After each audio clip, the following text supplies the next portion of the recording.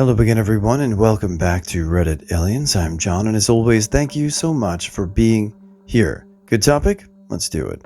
What's a weird or scary childhood memory that you didn't realize was very serious until you were an adult?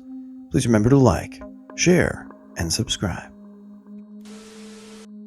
We had a school that was next to some woods, and I used to go there with my sister to play during the summer. We were probably 7 and 9, and this guy with a leash asked us to help him look for his dog. At first, we were both calling for it, and then he started walking into the woods, saying he thought he went in there. My stupid ass at 7 just followed him, but my sister stopped and said, "No, creep, it's time to go," grabbed my hand, and we ran home. I was angry as a child that we never found the dog, and as an adult, I realized that my sister saved my ass from some serious shit that was about to go down. We never told our parents because we were afraid of getting into trouble. We were stupid kids, lol. When I was like 4 or 5, my mom, brother, and I went along with my dad on a business trip to Seattle. I have a distinct memory of being in a place like Taco Bell or McDonald's, I can't remember which, but I remember waiting in line, getting in the front, then my mom just taking us and leaving. I remember being so disappointed and my brother and I whining and complaining until we got to the next place. Well, a couple of years ago, I'm 28 now, it somehow came up in conversation, and my mom told us the whole story. We got to the front of the line, and the cashier said, "Those men over there are robbing us. They have guns. Take your children and leave now." So my mom did exactly that, and never told us what happened. One time when I was about 10, I was practicing holding my breath in the pool while my uncle, who was living with us at the time, watched me. He held me under the water way too long, to the point where my lungs were burning. I honestly thought at that time that he was just helping me build my endurance, but I later found that he, my mother, and all their siblings were horrendously abused by the father, and my uncle had developed severe anger issues, so I guess he was taking some of that out on me. I haven't seen him in years.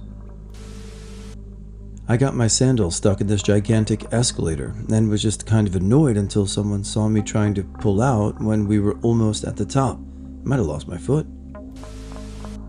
When I was 4 or 5, my best friend told me her cousin choked her until she passed out because she wouldn't take her clothes off. It wasn't a scary memory for me at that age, but it horrifies me now. I had a great uncle who I was always creeped out by as a child. I just didn't like being around him. He was creepy and liked to tickle a lot. I was a kind of reserved child and didn't want some weird guy tickling me. I remember having to hide behind their sofa one time so he would leave me alone. My mom didn't like him either, but we had to visit because she liked my aunt and not many people visited. It turns out he was a pedo. I was arrested and convicted 2 years ago. For a while in about 2nd grade, we had a bus driver who drove really strangely. He often took different routes, and once he tried to get the bus down a really narrow lane and it got stuck between a building and a tree, and we all had to get out and push. But the kicker was that one day he forgot to drop me and my friends off.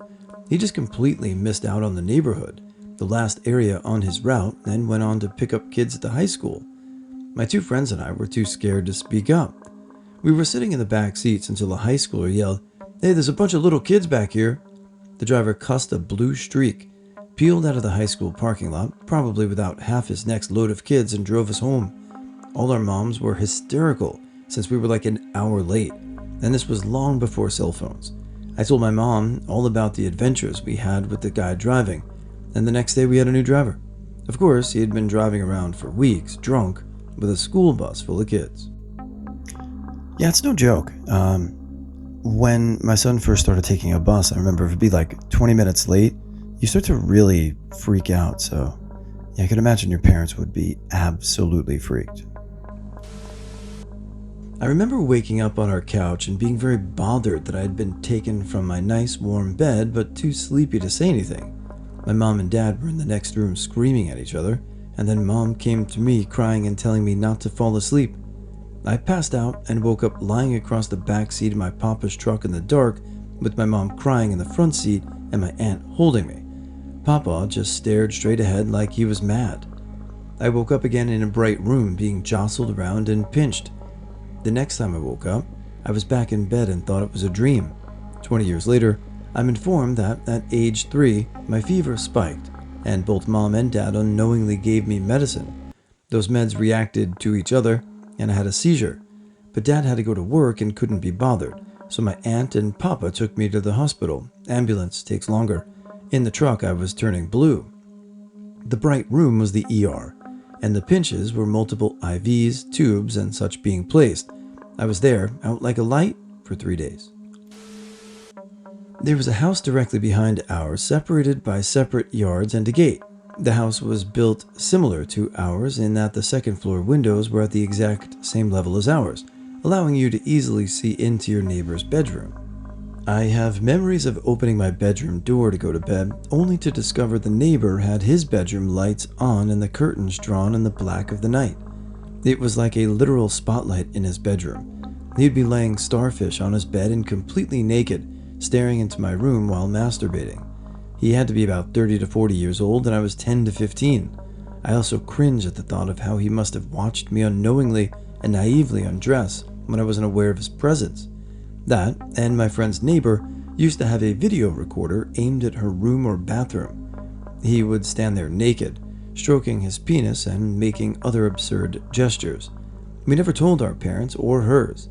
Years later, we discovered he was also a Walmart greeter and had been arrested for a myriad charges, including filming his neighbor, child, CP, and SA. My friend and I were riding our bikes down a rural country road. A beat-up panel van kept trailing behind us slowly, even though we pulled over multiple times to let it pass. Every time we did it, it slowed to a stop behind us. Eventually we came to a T, so we pulled over again on the road, turning right so the van could get by. Instead, it gunned the accelerator and pulled up next to us, and the door flew open. Thankfully, the car arrived at the T's and we just pulled off. The door on the van slammed shut and it screeched off. A couple months later, my parents were watching the news and a picture of the van came on screen. I said, "Hey, friend, I saw that once," and my parents quietly freaked. Apparently, it belonged to a dude who had been charged with CP and molestation. I was almost kidnapped on a backwoods country road with my best friend. I broke my collarbone when I was 4. I ran down the driveway and tripped. My mom had just had a baby like a few days before, so my dad took me to the hospital. He's a good dad, but he's very gruff, no nonsense, and a little bit intimidating. He was a cop. She fell, I can imagine him saying. The doctor and nurse made him leave the room with me and ask me, "Did your dad do this to you? Did your dad hurt you?" I was completely confused because why would someone's dad ever hurt them? No. I guess they believed me because they let me leave with him in my cast. It was like a heavy tank top in the summer. When I remembered this later and realized why they were asking, it made me sad to think these questions have to be asked. I saw pretty things and wrenched myself away from my mom to run over, got on my hands and knees and look real close at one. They were the reflectors marking the lanes on a busy street, and the cars were flying so fast I caused a bit of a traffic jam that day. I was 4. Now that I'm older, I understand why everybody got so upset and panicked. Before taking me and my little brother to school, my dad would open up his shop for the day. The shop was on the ground floor of our apartment building, and while my dad was in the back setting everything up, me and my brother would be sitting in the front. My brother was about 3 or 4 at the time, so most days he'd be crying the whole time because he didn't want to go to school. Well, one day a stranger was walking past the store, saw my brother crying, and just walked in and picked him up. Back then as a child, I knew it wasn't good for a stranger to be picking up my brother, and I should have shouted for my dad, but the kid me wanted to believe in the kindness of people, so I didn't do anything. Dad eventually saw the guy and ran out to the front, shouting at him to let go of my brother. The guy ran out of the store. I only realized several years later how effed up that was. But, my brother could have been kidnapped. I was maybe 14 or 15, so not childhood, but teenage years. But me and my dad walked into Home Depot, looked around, and found no one. I thought how lucky we were going to be when there was no line at checkout. We finished our shopping 20 minutes later. I walked to the self-checkout registers because there weren't any cashiers. I walked out and was greeted by multiple police officers with rifles. Dad tells me it's just a training exercise and not to worry about it. About a week later, my dad tells me that someone was actually holding employees hostage after their robbery attempt failed in the gardening section of the store. When I was little, 6 to 8 maybe, my mom, brother, and I were on the train traveling home from visiting family. The train suddenly stopped in the middle of nowhere, and we just sat there confused for a minute until my mom saw something and gasped and said, "Don't look out the window."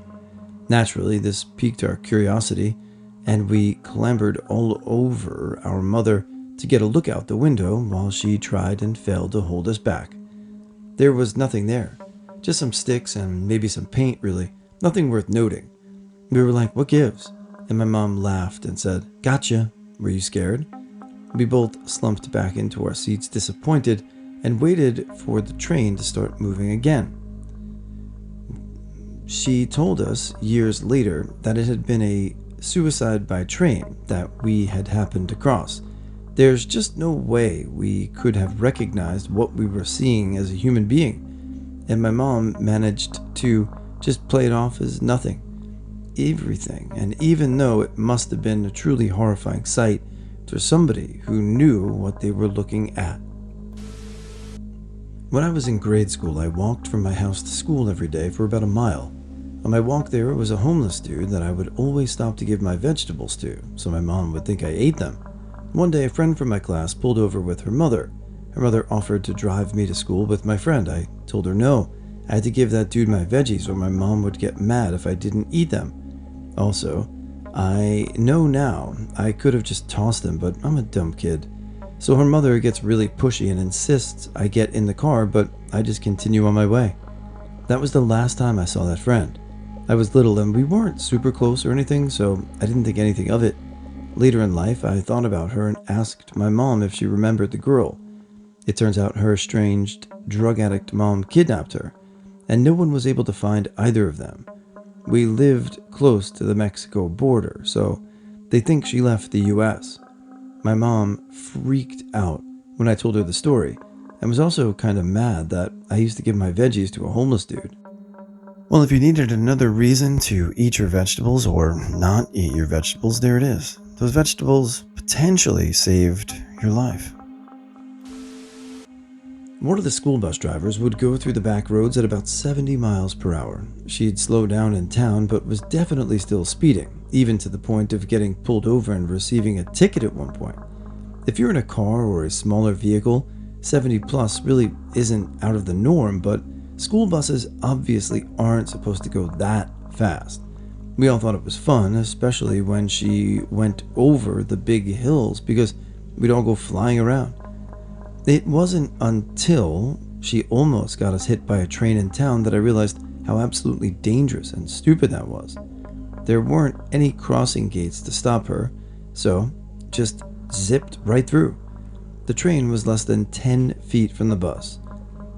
Kid me brushed it off, but adult me is a bit horrified. When I was around 8 years old, I was sitting on my grandparents' hammock. I flipped it accidentally and smashed my head on the ground. I remember seeing stars and blacking out. I was afraid of getting into trouble, so I didn't tell anyone what happened. Apparently, I had had a hot dog for lunch, because that day on, my family thought I had an allergic reaction to eating hot dogs. Now that I'm older, I realized that I was having symptoms of a concussion. And she took me and my older sister to the local park and told us to stay there until she came back for us. Hours pass. We get hungry, tired, wet ourselves because there are no public toilets, etc. The police show up eventually, start asking us questions about who we are and where our parents are, end up at the police station, scared we're going to get in trouble. Dad walks in and takes us home after a conversation with the police. Mom is gone and won't return for 2 weeks. Dad doesn't start taking long truck trips again until after my baby sister is born. My mother had gotten pregnant and tried to abandon my sister and me. She was in a mental hospital for 2 weeks because my dad came home early and caught her packing a runaway bag. One day when I was about 8 or 9, my mom and I were waiting at a bus stop to head back home after running some errands. We hadn't been waiting long before this couple slowed their car down. pulled over and informed us that the bus we were waiting on had broken down. They insisted it would be a very long delay, if it would be able to come at all. They offered to give us a ride home. My mom immediately lied and said someone was already on the way to pick us up. I remember wondering why my mom lied, but surprisingly I didn't question it. After continuing to offer a ride, and my mom refusing twice more, the couple eventually pulls off. Nothing about the couple, older, then more friendly, or car, not the sketchy van you'd expect, screamed stranger danger to me. So I would wondered why my mother kept refusing a ride. Not even 5 minutes later, our bus arrives.